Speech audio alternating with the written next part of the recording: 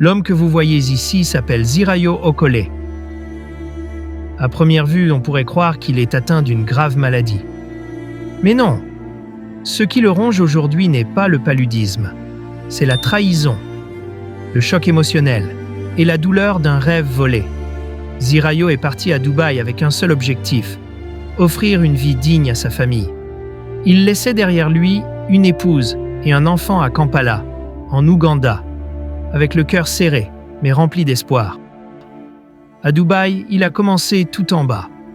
Manœuvre sur des chantiers inhumains. Chaque jour, il montait des sacs de ciment du rez-de-chaussée jusqu'aux étages supérieurs des gratte-ciel. Sous un soleil brûlant, sans pitié, sans raccourci. Son corps s'est forgé dans la douleur. Ses muscles sont nés de la sueur. Sa force, du sacrifice. Après 3 années de labeur acharné, il est promu superviseur. 1 an plus tard, garde du corps dans une société de sécurité. Puis, le destin frappe. Un prince de Dubaï le remarque. Zirayo devient son coach sportif personnel. Pendant 6 longues années, il vit ce que beaucoup appellent la réussite. Un salaire mensuel de plus de 4 millions de francs. Chaque mois, il envoie 20 000 dirhams à sa femme, soit plus de 3 millions de francs, pour construire une maison, investir, préparer l'avenir. Il ne s'est jamais acheté le luxe. Il investissait dans la confiance. Il construisait un foyer qu'il ne voyait même pas.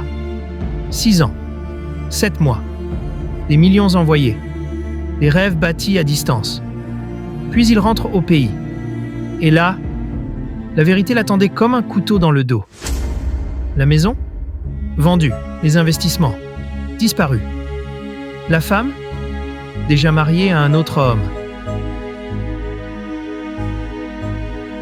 En quelques secondes, 10 ans de sacrifices se sont effondrés. Pas à cause de la pauvreté, mais à cause de la trahison. Ce choc l'a brisé. La douleur l'a poussé vers l'alcool. La drogue est devenue un refuge. Aujourd'hui, Zirayo se meurt lentement. Non pas physiquement seulement, mais intérieurement.